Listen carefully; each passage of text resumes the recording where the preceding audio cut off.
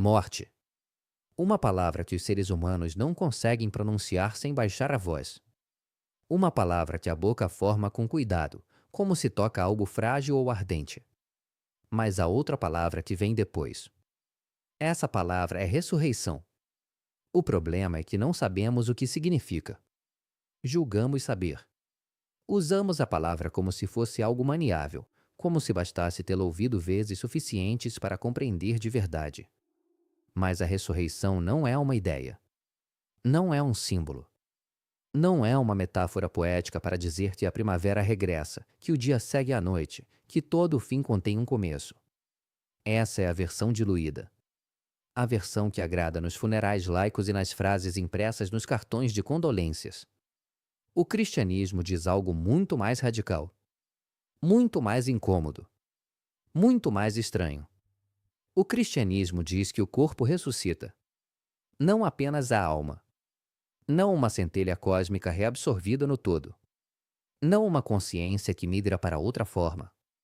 O corpo, este corpo, com as suas mãos, os seus ombros, as suas cicatrizes, com a memória gravada na carne. Esta é a promessa. E não se parece com nenhuma outra promessa religiosa que eu conheça. É escandalosa. É difícil. E é precisamente por isso que merece ser olhada a sério, sem a leviandade de quem já decidiu o que pensa a respeito. Porque se for verdade, muda tudo. Tudo. Incluindo a maneira como olhas para as tuas próprias mãos agora mesmo, enquanto escutas. A história não começa na Páscoa. Começa muito antes. Um homem está sentado no chão, coberto de chagas, despojado de tudo. Os filhos, os rebanhos, a saúde, a dignidade. Chama-se Job. E do fundo dessa ruína, do lugar onde um ser humano já não deveria ter nada a dizer, extrai uma frase que rompe o tempo. Eu sei que o meu Redentor vive, e que no fim se levantará sobre o pó. E depois de a minha pele ser destruída, na minha carne verei a Deus. O livro de Job, capítulo 19. Na minha carne. Não apesar da carne. Não depois de me ter libertado da carne. Na minha carne. Séculos depois, o profeta Isaías vê algo semelhante e coloca-o em verso: Os teus mortos viverão, Senhor, os seus corpos ressuscitarão. Despertai e exultai, vós que dormis no pó.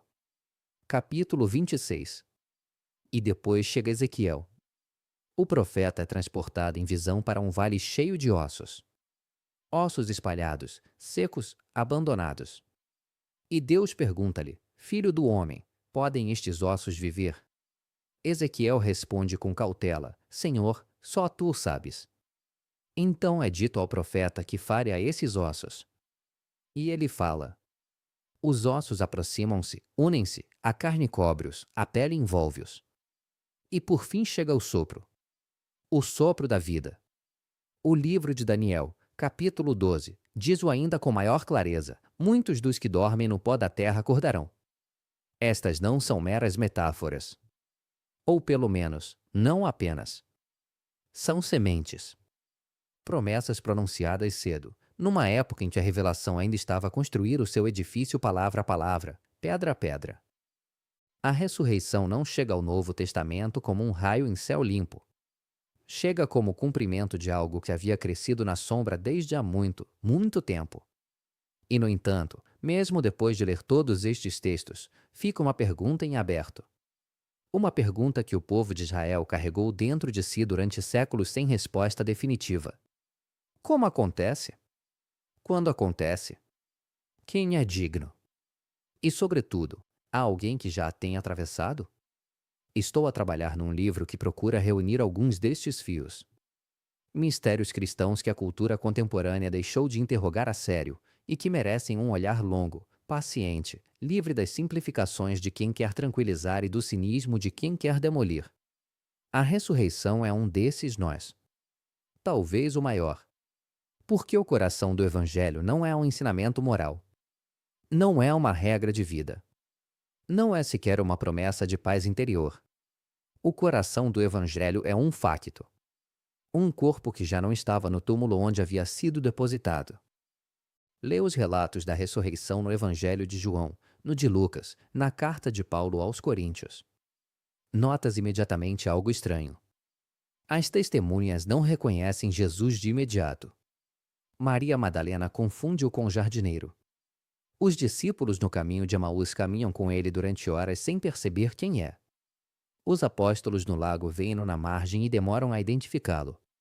E depois há o outro pormenor, o que resiste a qualquer leitura alegórica.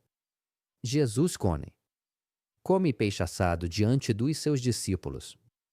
E diz a Tomé que meta o dedo nas marcas dos pregos, a mão no lado aberto. As feridas ainda estão lá. O corpo glorificado carrega as marcas da cruz. Não é o fantasma de Jesus. Não é a sua memória. Não é a sua mensagem que continua a viver no coração dos crentes. É ele. É o seu corpo. Transformado, sim. Diferente, sim.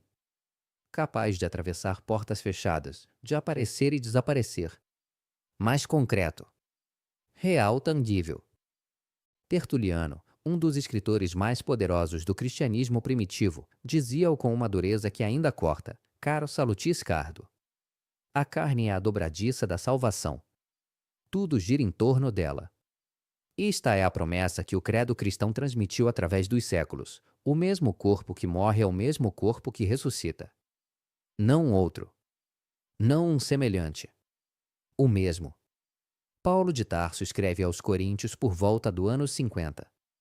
A comunidade é viva, conflituosa, cheia de perguntas. E alguns, dentro dela, começam a duvidar. Dizem: os mortos não ressuscitam. Talvez a alma sobreviva, talvez haja algo para além. Mas a carne não. A carne acaba. E Paulo responde com uma das páginas mais densas de todo o Novo Testamento. 1 Coríntios, capítulo 15. Se Cristo não ressuscitou, a vossa fé é vã.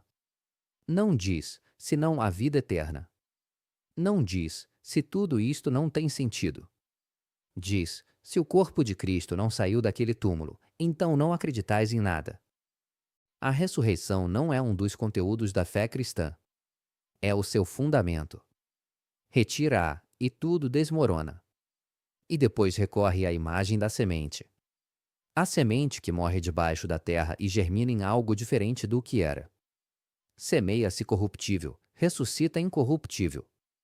Semeia-se ignóbil, ressuscita glorioso. Semeia-se fraco, ressuscita poderoso. Semeia-se corpo natural, ressuscita corpo espiritual. Corpo espiritual. Não espírito puro. Não pura luz. Corpo espiritual. Algo que a mente não consegue conter por inteiro, porque pertence a uma categoria que não existe na nossa experiência ordinária. Orígenes, no século III, tentava compreender como poderia ser esse corpo ressuscitado. Agostinho, muito mais tarde, escrevia que os corpos dos ressuscitados serão perfeitos na sua medida, sem deformidade, sem doença, resplandecentes como o sol. Mas reconhecíveis. Porque a pessoa é aquela pessoa, e a pessoa inclui o corpo. Gregório de Nissa, irmão de Basílio Magno, usava uma imagem poderosa. Dizia que a alma conhece o seu corpo como um escultor conhece a matéria com que trabalhou. Reconhece-o entre milhares. Chama-o. E recolhe-o, Cirilo de Jerusalém, nas suas catequeses baptismais, dizia aos recém-baptizados: não tenhais medo. A ressurreição não é uma novidade que Deus inventa. É a forma original do ser humano, restituída. Um regresso ao que o homem era antes de a morte entrar no mundo como um hóspede não convidado. E Tomás de Aquino, no século XIII, com toda a precisão da sua arquitetura lógica, chegava a esta conclusão: a ressurreição é necessária para a justiça. Porque se apenas a alma recebe recompensa ou castigo, e o corpo foi instrumento de cada acto bom ou mau, então algo na ordem da justiça permanece incompleto. O corpo deve partilhar o destino. O corpo não é a prisão da alma. É a sua companheira. Mas aqui a mente para. Aqui a linguagem vacila. E começa o verdadeiro mistério. Aprendemos a domesticar a morte. Cobrímo-la de flores e de frases. Rodeamo-la de rituais cujo propósito é mantê-la à distância, torná-la menos real, menos definitiva do que na verdade é. E por isso aprendemos também a domesticar a ressurreição. Dizemo-la como se a compreendêssemos. Como se fosse algo suave em que acreditar, consolador, inofensivo. Mas a ressurreição não consola como consola uma carícia. Consola como consola o fogo. Queima algo antes de aquecer. Porque se o corpo ressuscita, então este corpo importa. Importa agora. Importa neste momento, com esta fome, esta dor, este cansaço. Não é um invólucro provisório de que a alma se serve e depois descarta. É parte do que és. Parte do que serás para sempre. As consequências são enormes. Na maneira como tratas o teu próprio corpo e o dos outros. Na maneira como olhas para o sofrimento físico, a doença, a velhice. A matéria não é o oposto do sagrado. A matéria é o lugar onde o sagrado se encarnou e onde voltará a encarnar-se. Carlos Borromeu, na noite antes de morrer, pediu que lhe lessem o livro de Job. Aquele velho sentado no pó que dizia: "Na minha carne verei a Deus." Há algo nessa imagem que permanece incandescente através dos séculos. João Paulo II, na sua catequese sobre o corpo, escrevia que o corpo humano exprime a pessoa. Não pode ser separado dela. O corpo é o sinal visível de uma presença invisível. E a ressurreição não desfaz esse vínculo. Leva-o à sua plenitude. Mas plenitude em direção a quê? A um corpo que já não conhece a corrupção, a doença, a morte. Um corpo que carrega a glória como a carne carrega a pele. Um corpo que reconhece e é reconhecido. Um corpo que atravessou o fogo e saiu transformado, não destruído. Nenhum de nós sabe exatamente o que isso significa. Nenhum pai da igreja, nenhum doutor da teologia, nenhum místico descreveu a ressurreição por dentro. Porque ninguém a viveu ainda e voltou para contar, excepto um. E ele disse muito pouco. Mostrou as feridas. Comeu o peixe. Soprou sobre 11 homens aterrorizados e disse: "Assim como o Pai me enviou, eu também vos envio." O Jesus ressuscitado não explicou a ressurreição. Habitou-a. E talvez seja isso mais difícil de aceitar para a mente moderna, treinada para explicar tudo, para converter todo o mistério em informação. O cristianismo não te oferece uma explicação da ressurreição. Oferece-te uma promessa. E entrega-te através de um corpo que ainda carrega as marcas dos pregos. Essa promessa diz: a carne que amaste não está perdida. A carne que sofreste não está perdida. Tudo o que foste, nessa forma corporal única e irrepetível, Deus conhece. E voltará a chamá-la. Quando? Não sabemos. Como? Não sabemos. Em que forma exata, as palavras não chegam. Mas o túmulo estava vazio. E isso muda tudo.